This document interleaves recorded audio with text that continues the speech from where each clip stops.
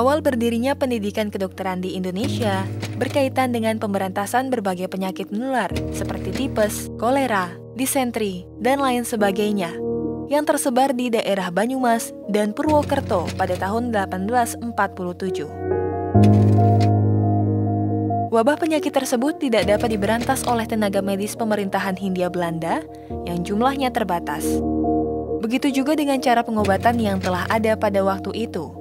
Sehingga seorang kepala jawatan kesehatan pada waktu itu, yakni Dr. Willem Bosch, mengusulkan untuk mendidik beberapa anak bumi putra menjadi pembantu dokter Belanda. Lantas bagaimana Gedung Stovia yang kini berubah nama menjadi Museum Kebangkitan Nasional Indonesia memiliki peranan penting dalam semangat kebangkitan nasional? Ikuti saya, Opi Siro, untuk menelusurinya dalam Jejak Sejarah.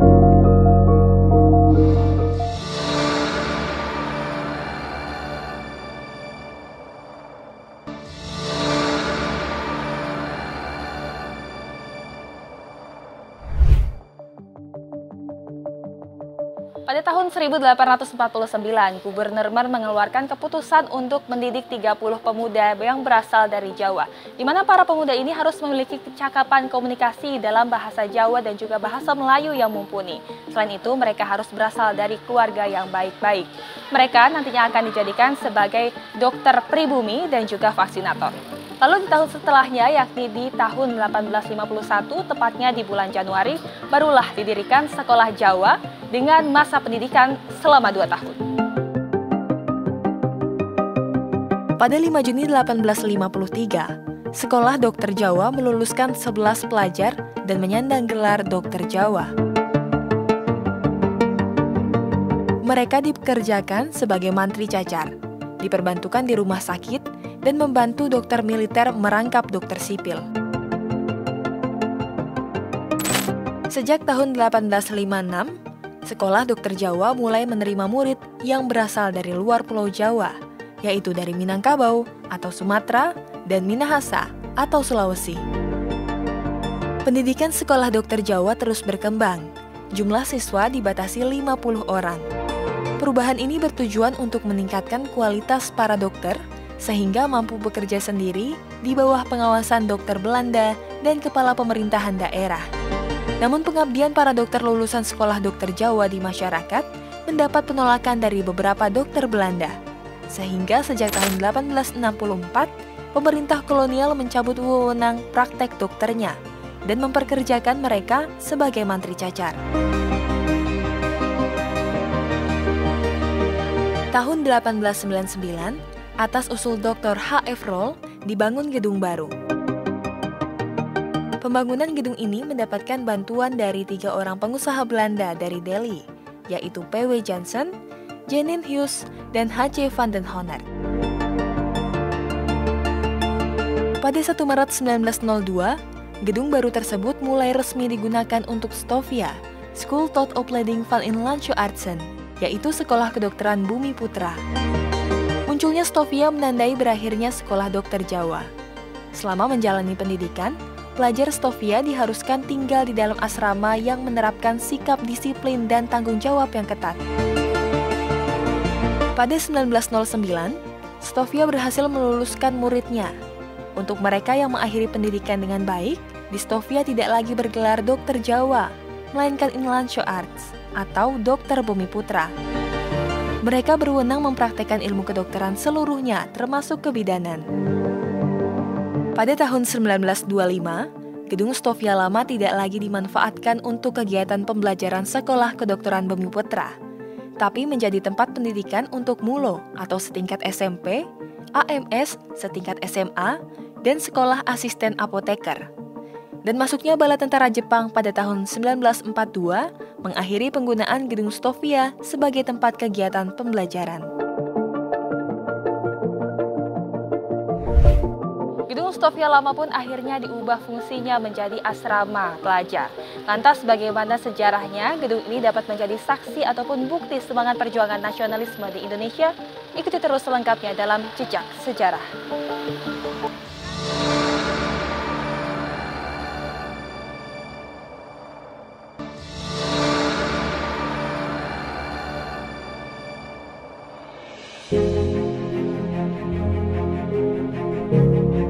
Stovia merupakan penyempurnaan dari sistem pendidikan kedokteran Sekolah Dokter Jawa yang didirikan pada tahun 1851 di Rumah Sakit Militer Walter Freden atau sekarang Rumah Sakit Pusat Angkatan Darat Gatot Subroto. Sekolah Dokter Jawa menempati salah satu bangunan yang ada dalam rumah sakit militer karena pengajarnya merangkap sebagai dokter di rumah sakit tersebut. Pada tahun 1899, Direktur Sekolah Dokter Jawa, Dr. H.F. Roll, mulai melaksanakan pembangunan gedung baru di samping rumah sakit militer. Kegiatan pembangunan gedung sempat terhenti oleh karena kekurangan biaya. Oleh karena itu, Dr. H.F. Roll selaku Direktur Sekolah Dokter Jawa berjuang keras mengumpulkan dana untuk membiayai pembangunan gedung tersebut.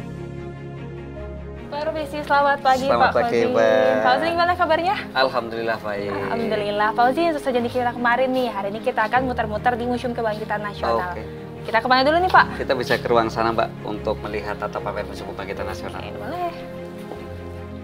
Pada tanggal 1 Maret 1902, gedung tersebut secara resmi digunakan untuk pendidikan kedokteran dan asrama yang dilengkapi dengan berbagai macam fasilitas yang dibutuhkan oleh penghuninya. Gedung baru tersebut menjadi tempat belajar dan tempat tinggal yang menyenangkan karena lingkungan sekitar gedung yang sangat asri. Halaman gedung dipenuhi hamparan rumput diselingi dengan taman-taman yang indah. Nah Pak, tadi kita kan habis dari sana. Sekarang kalau di sini, ini ruangan untuk apa Pak? Ini di masa lalu, di masa Stovia digunakan untuk asrama. Para pelajar Stovia yang berangkat dari Ambon, Manado, Jawa, kemudian Padang, mereka tinggal di sini. Sehingga gedung ini menjadi salah satu situs atau saksi lahirnya nasionalisme Indonesia. Termasuk tokoh-tokoh terkenal yang kita abadikan namanya menjadi rumah sakit, berarti dulu tinggalnya di sini? Betul, mereka tinggal di sini dan yang jarang diekspos juga Suwadi Suryaningrat. Yang dari Ki Hajar Dewantara adalah pernah mendiami asrama Stovia ini. Orang Ki Hajar Dewantara di Museum Kebangkitan Nasional di sini. Betul. Nah, Pak, kalau misalnya bicara tentang tokoh-tokoh yang lainnya kan pas waktu awal-awal itu hanya ada 30 pemuda dari Jawa. Nah, mulai kapan ada pemuda-pemuda lain yang berasal dari luar daerah? Nanti ini sebenarnya sudah masuk pada saat Sekolah Dokter Jawa. Mulai dibuka kesempatan untuk yang mereka dari luar Jawa untuk masuk ke sini. Lagi-lagi karena kebutuhan daerah jajahannya semakin luas, sehingga dibutuhkan tenaga-tenaga dari luar Jawa juga. Oke, seperti itu. Pak, kalau di sebelah sana itu ruangan untuk apa? Ini nanti kita bisa lihat ke ruang rekreasi para pelajar Stovia. Oke, ke sana ya Pak. Ayo Mbak. Tanah yang digunakan untuk membangun gedung Stovia berbentuk persegi panjang yang tidak sempurna. Bangunan di bagian timur dimanfaatkan untuk kantor direktur, kantor dewan pengajar, tata usaha, poliklinik, dan ruang kelas. Bangunan di bagian utara, barat, dan selatan dimanfaatkan sebagai asrama yang dilengkapi dengan kamar mandi. Pada bagian tengah halaman, terdapat 3 bangunan yang dimanfaatkan untuk praktek fisika dan kimia, kegiatan senam atau gimnastik, dan ruang rekreasi. Pemanfaatan gedung baru menandai terjadinya perubahan dalam sistem pendidikan kedokteran di Hindia Belanda. Sekolah Dokter Jawa diganti menjadi Schooltopleiding van Inlandse Artsen atau Stovia, atau Sekolah Dokter Bumi Putra, dengan masa pendidikan 9 tahun. Nah, kalau itu tadi kan pengusaha-pengusaha yang turut menyumbang. Kalau di sebelah kanannya apa itu? Ini aktivitas belajar di sini Mbak. Jadi nggak semuanya dalam kelas, tapi mereka aktivitas di luar kelas juga. Dan ini juga sebuah proses pembelajaran bersama ya. Karena mereka tidak hanya satu tingkatan, tapi dari kakak tingkatannya juga ikut membantu atau membina mereka lah. Dan ini kita lihat dari usia segala macam agak berbeda, karena biasanya ini sifatnya bimbingan. Yang tingkat ketiga bimbing tingkat bawahnya, tingkat kelima juga bimbing tingkat bawahnya. Dan ini tidak hanya dalam praktek, tapi nanti pas belajar dalam kelas pun sama. Jadi kalau malam mereka ada belajar bersama di bawah pengawasan dari kakak kelasnya ini. Tapi pengajar-pengajarnya? Pengajarnya kembali, tapi setelah jam belajar rampung, kira-kira jam 2, mereka pulang, sehingga aktivitas ini akan diawasi oleh supos, semacam mereka diangkat dari tentara lah, kayak penjaga asrama lah. Menarik sekali, boleh kita lihat-lihat, sepertinya saya melihat juga ada alat-alat yang digunakan zaman dulu ya Pak ya?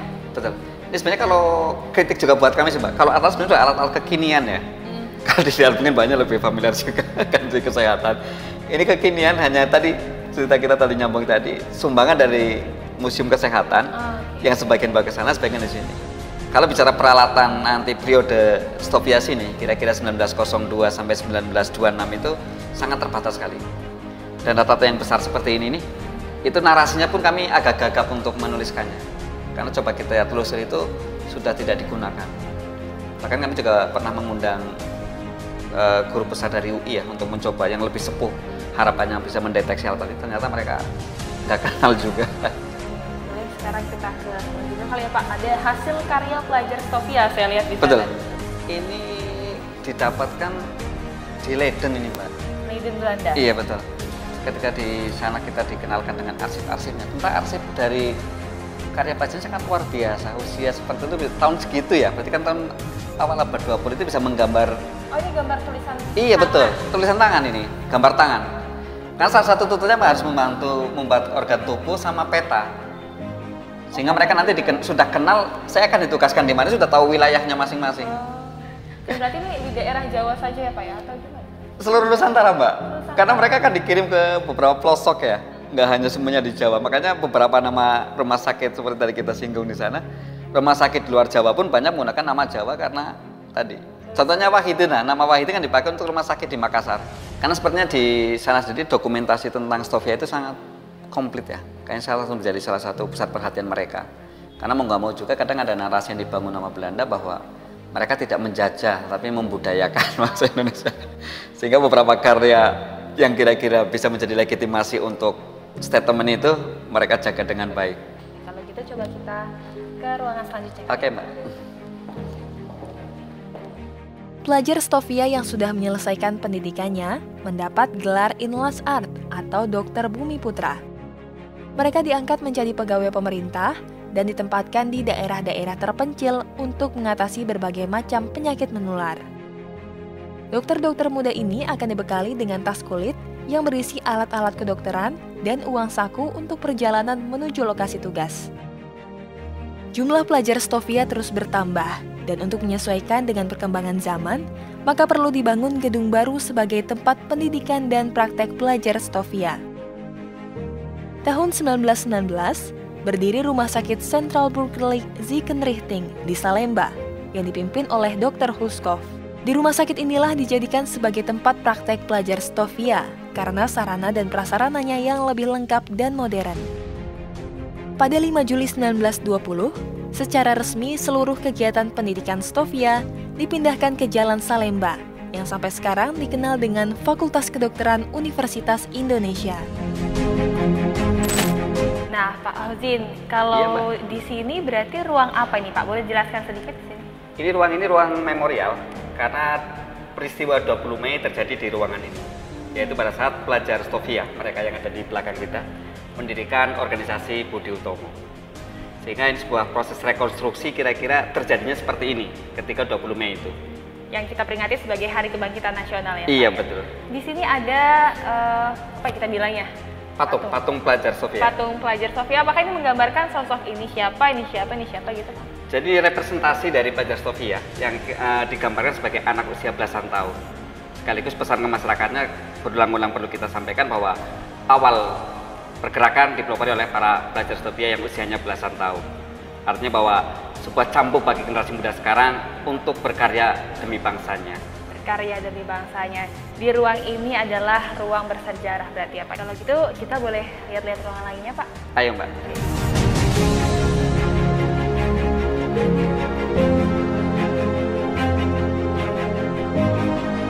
Nah Pak Fauzin, saya lihatnya banyak sekali lukisan-lukisan yang menarik di sini. Tapi kalau boleh tahu Pak, dulunya ini ruangan difungsikan sebagai apa dan sekarang lagi ada kegiatan apa? Ruang ini dulunya adalah tempat asrama bagi para pelajar Stovia yang memang diharuskan tinggal di lingkungan sekolah. Dan dari sinilah berkembangnya nasionalisme karena ada interaksi mereka yang berasal dari berbagai daerah.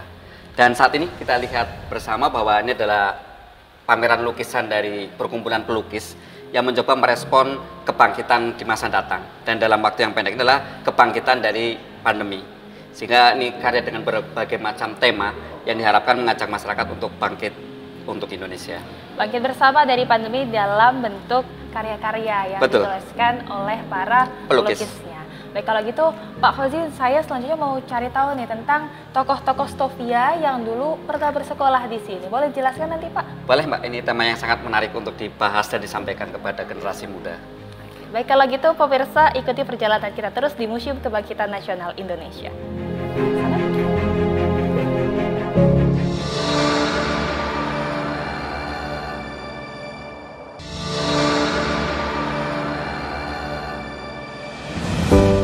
sejarah perkembangan nasionalisme di Indonesia tentunya tidak dapat dipisahkan dari adanya organisasi kepemudaan, yakni Budi Utomo. Di mana para pendiri Budi Utomo ini berasal dari pelajar-pelajar yang bersekolah tempat saya berada, yakni di Stovia. Nah, untuk mengetahui lebih lanjutnya tentang tokoh-tokoh lulusan dari Stovia dan juga Budi Utomo, kita bincang-bincang dengan Bapak Khozin. Pak, tadi kan sempat disinggung tentang organisasi kepemudaan Budi Utomo, di mana awal mulanya itu terbentuk di Stovia ini.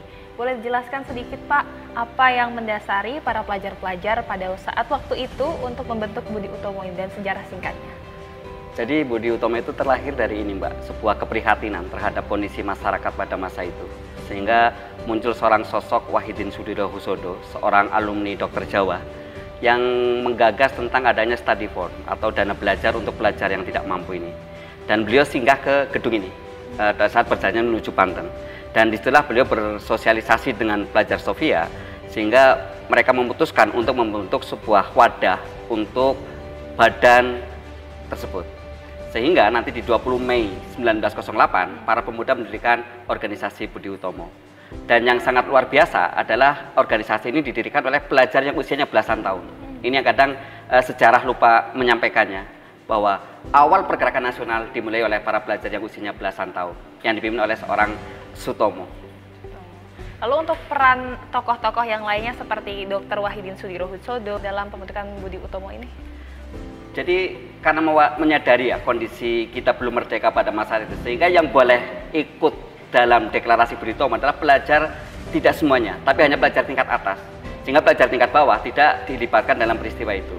Dan dalam deklarasi itu sekaligus dibentuk sebuah kepengurusan dari organisasi Budi Utomo ini. Sehingga inilah yang menjadi latar belakang bahwa Budi Utomo sebagai organisasi modern pertama di tanah air. Dan satu hal yang penting lagi bahwa Budi Utomo merombak pola perjuangan dari kekuatan fisik dengan kekuatan pemikiran. Sehingga perjuangan menjadi lebih berkesinambungan dan tidak bergantung lagi kepada satu orang pemimpin. Dan yang paling penting lagi bahwa adanya Budi Utomo, perjuangan menjadi semakin jelas, yaitu mencapai Indonesia merdeka. Kalau misalnya kita berbicara tentang tokoh-tokoh selain yang saya sebutkan tadi, saya juga tadi sempat keliling sebentar Pak. Ke depan itu ada ruangan di mana ada nama lulusan-lulusan ya Pak, lulusan-lulusan dari Stovia ini.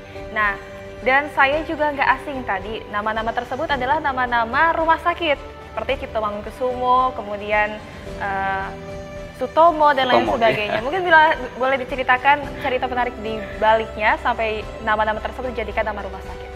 Jadi ruang itu kami dedikasikan untuk para dokter alumni Stovia yang sudah banyak berkorban, tidak hanya harta tapi jiwanya juga untuk terbentuknya Negara Kesatuan Republik Indonesia. Sebagai sebuah bentuk perhatian kami mencoba membuatkan prasasti untuk nama-nama mereka. Dan kami sudah memperjuangkan agar nama-nama itu menjadi nama-nama rumah sakit di daerah-daerah. Dan alhamdulillah sudah terakomodasi itu untuk daerah Klaten, ada rumah sakit Suraji Tirtonegoro, itu adalah salah satu tokoh pendiri Budi Utomo. Kemudian Sutomo juga di Surabaya menjadi nama rumah sakit, kemudian Dr. Saleh di Probolinggo juga jadi nama rumah sakit.